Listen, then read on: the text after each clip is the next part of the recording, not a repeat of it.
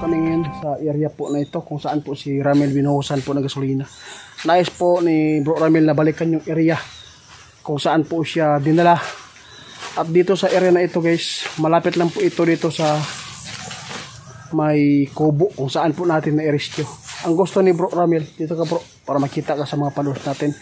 Hindi ko pa na i-upload yung tungkol po sa ano guys, yung pag update tungkol sa pagkawala po niya kung bakit hindi po siya pinatay. Ngayon, gusto po niya makaganti at itong grupo pala guys, nalaman na ni mas lalong lumakas po sila mula nang nawalay si Bro Ramil. Kulto pala ito guys.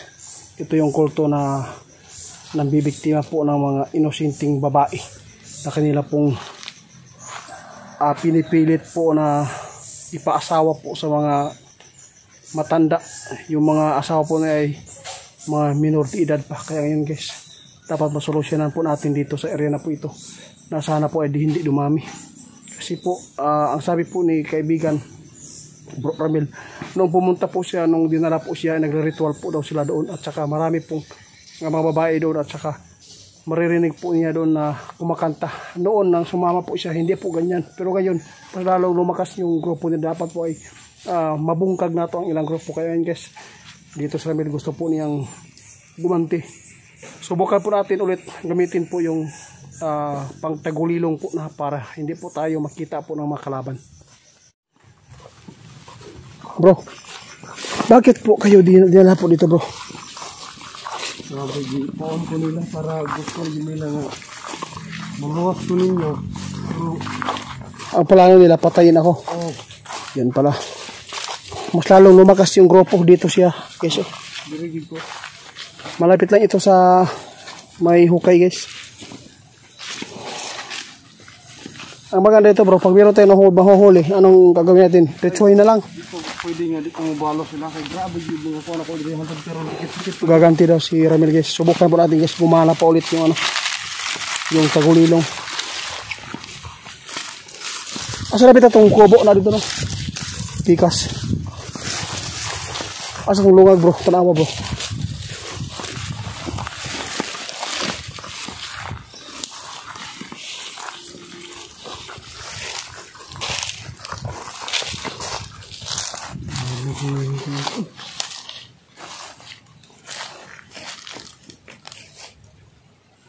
Ikaw dalaan ko bro, sundang. Ay. Kita jadi kaloy ang kitan ron, baso yun ako dito. Wala sila dito bro. Guys, puntahan po natin doon. Kasi po kadalasan daw kapag ganito pong oras, mga mag-alas 6 na po guys no, magre-ritual po yung mga babae doon na mga recruit nila. Kaya ngayon, magbasid muna tayo doon, sabi ni Ramil.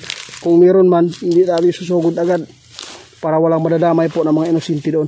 Kasi po yung mga inosente na sumama po doon ng mga babae ay mga biktima lang po nila. Kuya yung ilang grupo guys, mas lalong lumala.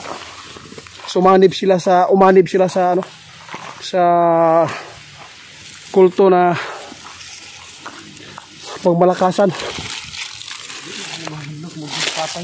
Hindi sila matatakot. Parang yung mga lalaki bro, ginawang ano, parang sundalo, no? Parang sundalo daw guys. Mula na wala si Ramil, umanib sila sa Pero ito, matingala ka sila. Kasi masamdan, muulian. Gano'n yan kung ano. Kuyawan no? Sige lang bro. May mga agot-agot sila guys. Doon lang kami mag-video guys ha. Kasi medyo malayo pa rin tayo mahalata. Malapit na tayo guys sa kubo.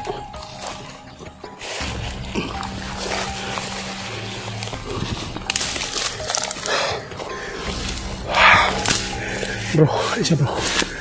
Kung may mga tao, ako magluluso ba? Hindi ako makikita nila. Gamitin ko yung tagulilong. Asa na pita to?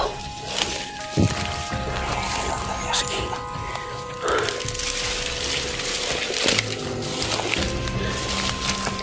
Baka wala mga tao na doon. Baka bumalik guys. Dapat matingnan natin dito.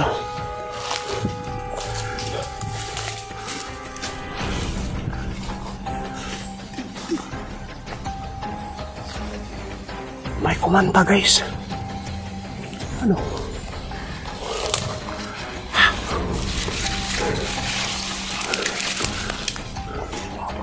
Ha?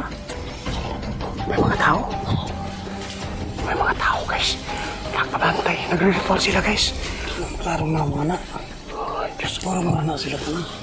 Mga nagre-ritual sila. Huwag ka rito guys. Tara. Bro, dapa. Dapa dong. Makita ka dong. Okay lang sa akin. Alam ko hindi ako makikita nila. 10 sekundi na sa ritual. Guys, pakinggan po niyo guys. May nagritual na rito. Ito yung mga bihag nila. May nagmamasid dito, may nagbabantay.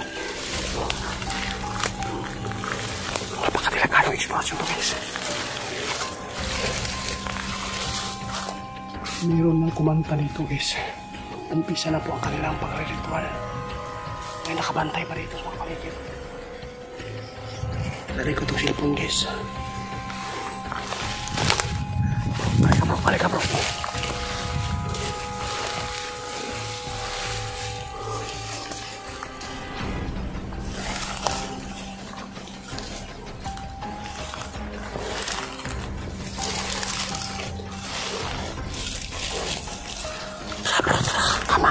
Kamang bro.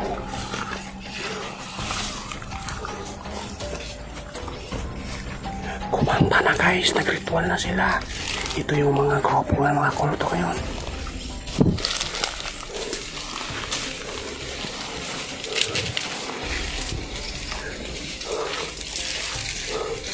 May mga tao. Tapang. May mga tao bro. Oh guys, may nakabantay guys. Pakinggan nyo.